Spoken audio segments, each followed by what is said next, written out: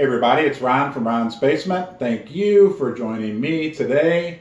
I am going to discuss one final time for now, First Mining Gold. And what I'm going to take a look at is kind of a synopsis of what I've gathered and look at the pros, the positive attributes of the company, why it may present a great value proposition. But I'm also going to take a look at the negatives because that's important to do when evaluating, a company or a stock and whether or not it might represent a good opportunity. So let's hop over to the whiteboard and I'll kind of go through the list and share my thoughts. And again, these are just some of my thoughts, and please don't base any investment recommendation or investment decision upon the information that I present to you. Thank you.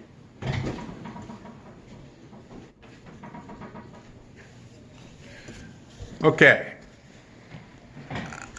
let's start at the top. Insiders and management. The company is founded by Keith Neumeyer. You could not ask for a better founder or chairman. He's also the chairman of the board than Keith Neumeyer. You can do your own research on him, but he is highly respected. I think he actually just won the CEO of the Year award. Founded two previous companies. First Quantum Minerals, I believe, was his first company, and First Majestic Silver, both of which have been very successful companies and continue to be successful till today. Keith, let me back up. Dan Wilton is the CEO. He's been in the job for about a year.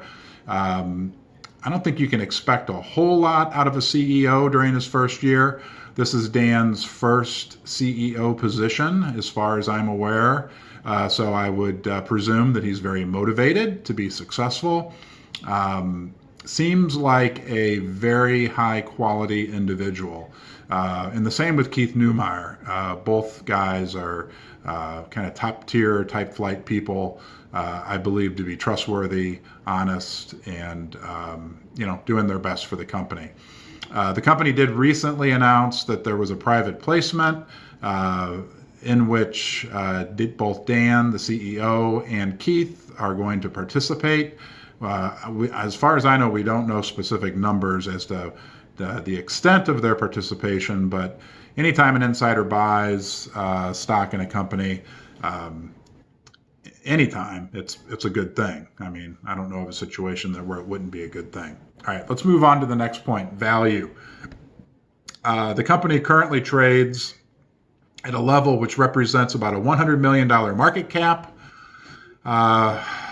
They spent during their, when they founded the company and went out and bought this group of projects, they spent about $200 million. Now, it's important to remember, this was 2015-16 timeframe when generally the market for gold mining companies was pretty much in a state of deep recession, almost depression. So they were buying these projects in theory at a very steep discount. And again, now currently today, the market is valuing those projects at about $100 million. And the price of gold is much higher now than it was when they purchased the project. So I don't know, in theory, that doesn't really make sense. Either there's something wrong with the projects or the market has kind of severely mispriced the company. It's also worth noting that shortly after they completed the process of acquiring all the companies, at one point this company had a $500 million market cap. And again, these figures are all in US dollars. So currently today's market cap represents about 20% of what the peak was, which I believe was about 2016. And even in 2016, gold prices had gone up a little bit during this period where the market cap got to 500 million, but they were still, I believe, at least $200 per ounce lower than where they are today. Based on the kind of the core group of projects that are owned by First Mining Gold, they have an estimated about 10 million ounces of gold in the ground. That works out to about $10 per ounce. There's these comparisons you can make that the average gold developer sells for about $40 an ounce.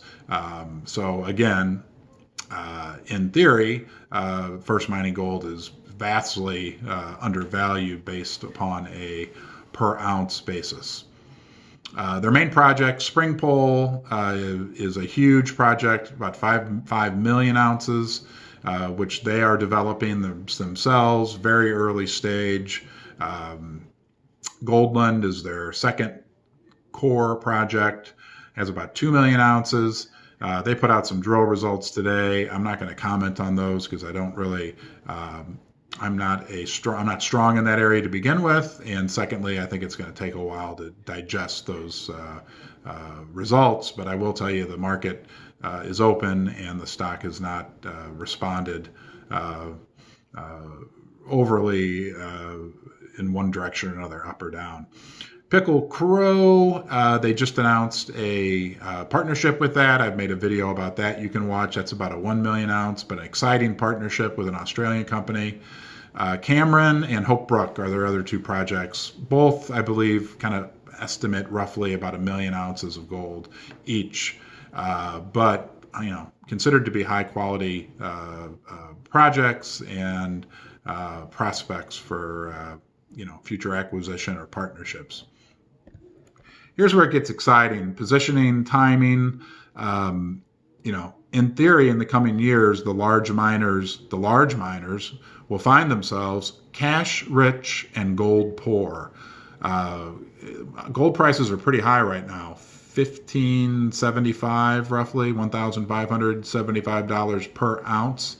And the big gold companies are making a lot of money. They're generating a lot of cash. However, what they're not generating is a lot of new ounces to mine.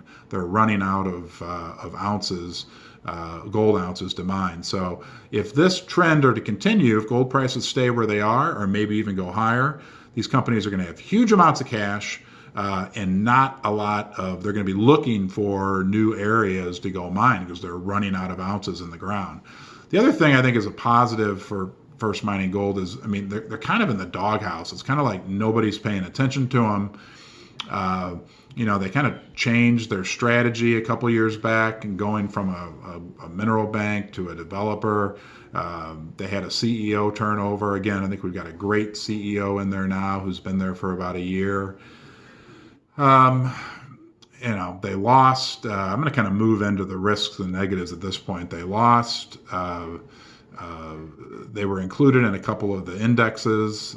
They lost that, back in the summer, I believe. That really kind of hurt them. A lot of things kind of that could have gone wrong, maybe kind of have gone wrong, if that makes sense. Like there's a number of variables that have been kind of impacting the company in a negative manner, but I don't think variables that are necessarily permanent, if that makes sense. So, if we could get a confluence of kind of positive factors working for this company, I think we'll see, the market giving it more of a value that it deserves. Again, risks and negatives, of course, there's always a risk of the gold price going down, and that could negatively impact this company.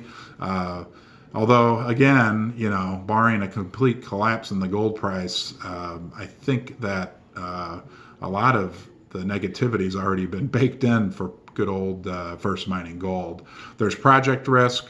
They could be denied a permit on Spring Pole. They could, other negative things could happen. Gold mining's risky. These projects are risky. But on the positive side, they could have some great news about one of their projects. So there's project risk, but there's also project opportunity.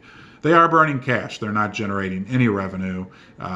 They're spending money on salaries. They're spending money on maintaining and developing their new mines. There's a very high retail share base.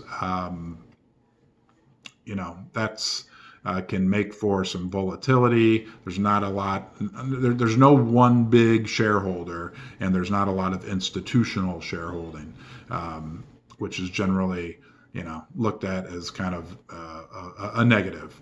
And there's always the macro and market risk. If the stock market were to collapse or the whole market were to go down, that could obviously negatively impact the company. So that's just some of the positives and negatives when you look at a company like First Mining Gold. I happen to think that a lot of the negatives, and maybe even then some, have been baked into this company. But it's a small company. It's not getting any attention right now. They are not out, paying to have anyone actively promote this company. So it might just, at this point, represent a great value. And for 100 million market cap, you can buy 200 million in assets, and it's hard for me to believe that their assets are not worth at least $100 million right now. And to think, of the stock dropping in half, that would give the company a market cap of $50 million. That just almost feels unthinkable that the group of assets they have could be valued at that low of a price. So I'm all for it going up to 200 million plus market cap, where it belongs and where it deserves. But you never know. And like I said, I just wanted to share this information. Thanks for watching, and have a great day.